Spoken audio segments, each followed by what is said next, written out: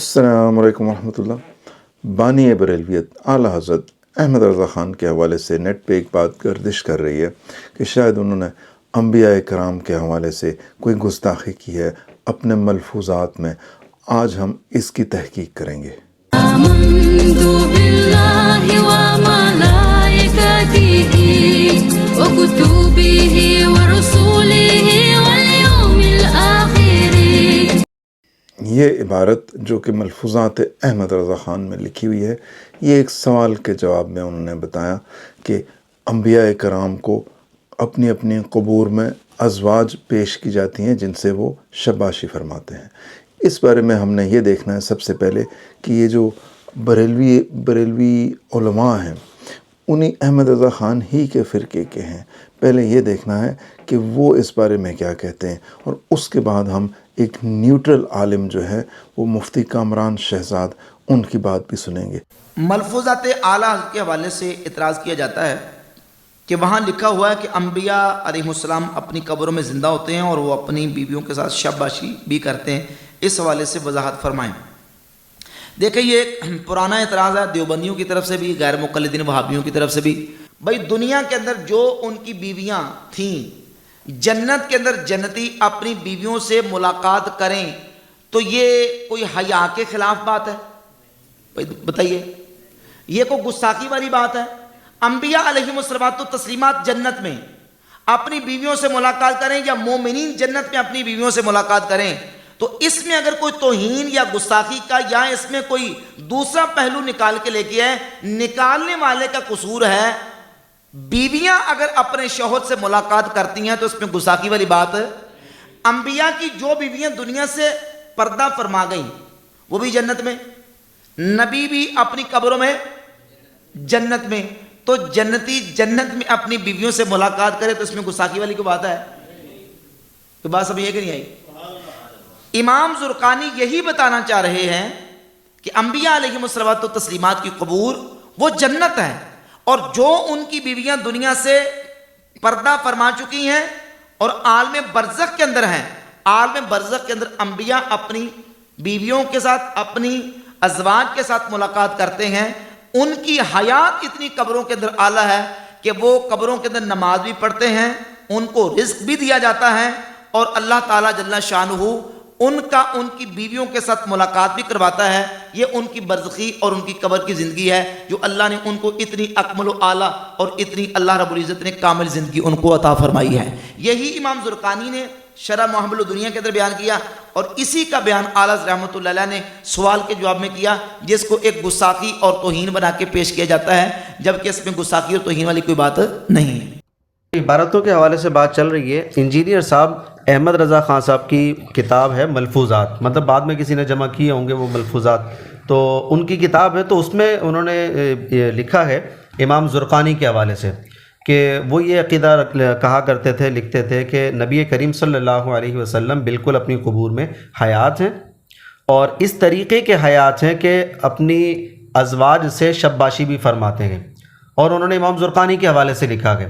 Engineer صاحب اس کو بہت زیادہ ہائی لائٹ بھی کرتے ہیں، تو اب میں آپ سے یہ پوچھنا چاہ رہا ہوں کہ کیا یہ عبارت درست ہے کہ نہیں ہے؟ غالباً ایک حنبلی عالم دین کے حوالے سے علامہ زرقانی نے کوڈ کیا ہے۔ جی ہاں، اور وہ یہ کوڈ کیا ہے کہ قبر جو حیات ہے انبیاء کرام علیہ السلام کی، رسول اللہ صلی اللہ علیہ وسلم کی، اور وہ ایسی ہے کہ ازواج مطہرات کے ساتھ آپ سوتے بھی ہیں، یداجیوں کا بھی لفظ ہے جی، اور ان کے ساتھ جسمانی نفع بھی لیتے ہیں، یہ دونوں لفظ موجود ہیں۔ صحیح۔ لہٰذا اس عبارت کے اندر ہے نا جو شب پاشی فرماتے ہیں، وہاں بالکل کھول کے لکھا ہوا ہے اور اوپنلی۔ اب سوال یہاں پر یہ پیدا ہوا کہ جب یہ عبارت آئی علماء کے سامنے، علماء نے کیا ریئیکشن دیا؟ بہت بڑے بڑے علماء ہیں جنہوں نے اس عبارت کو پڑھتے ساتھ ذکر کیا۔ اللہ قرآن میں ارشاد فرماتے ہیں بل احیاء عند ربہم بل احیاء ولکن لا تشعرون، کہ جب برزخ کی زندگی اللہ کسی کو دیتے ہیں تو وہ ایسی ہوتی ہے کہ تمہیں نہیں پتہ چلے گا، تمہیں شعور نہیں ہو سکتا۔ اللہ نے ایک بند باندھ دی ہے، جس بند کو اللہ نے بند کر دیا، ایک بند باندھ دیا اللہ تعالیٰ نے، سر آپ ہو، میں ہوں، ایکس وائی زی کوئی بھی ہو، وہ کیسے عالم برزخ میں جا کر متعین کر رہا ہے کہ بھئی کسی کی بھی حیات ہو، چاہے رسول اللہ صلی اللہ علیہ وسلم کی اعلیٰ اولا ذات مبارک ہو، کہ وہاں پر ایسے ایسے افعال ہو رہے ہیں۔ غیب کے اندر جا کر گفتگو کرنے کی اجازت دی کس نے؟ قرآن میں آیا نہیں۔ یہ بات کہ اللہ کے نبی علیہ السلام نے ارشاد فرمائی، دونوں چیزیں نہیں، بڑے بڑے علماء گزرے ہیں جنہوں نے لکھا لا اصل لہ، اس بات کی کوئی اصل نہیں ہے، پتہ نہیں کہاں سے بات آ گئی۔ تو انہوں نے نمبر 2 ملفوظات میں جو حوالے کے ساتھ لکھا ہوا ہے، میں اس پر آتا ہوں ابھی۔ اچھا، نمبر 2 ایک اور جہت میں دیکھیں آپ، اللہ کے نبی علیہ السلام کی اعلیٰ اولا ذات پاک بہت اعلیٰ ہے۔ میں ایک عام انسان کے حوالے سے بات کر سکتا ہوں؟ اخلاق کے دائرے میں ہے یہ بات؟ بالکل نہیں۔ کہ میں یہ بولوں یار یہ میرے استاد ہیں، آج یہ اپنے گھر پہ سوئیں گے، بیوی کے ساتھ لیٹیں گے اور بیوی کے ساتھ یہ جسمانی نفع لیں گے۔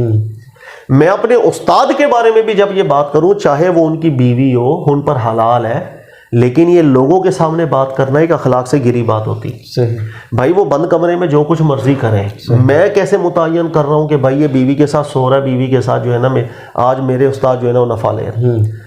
تو یہ اتنی گریہ اخلاق سے بات ہے، ایک شخص رسول اللہ صلی اللہ علیہ وسلم کی نسبت ایسی بات کیوں کرے گا؟ جرت کیا ہوئی اس کی؟ وہ جو خادم رضوی صاحب کہتے تھے، اینو ہلکا نہ جانو، جیڑا پونکدا جے نبی تے پونکدا جے۔ خادم رضوی صاحب اللہ تعالیٰ ان کو نیک کاموں کا اجر دے، ان کی برائیوں سے درگزر فرمائے۔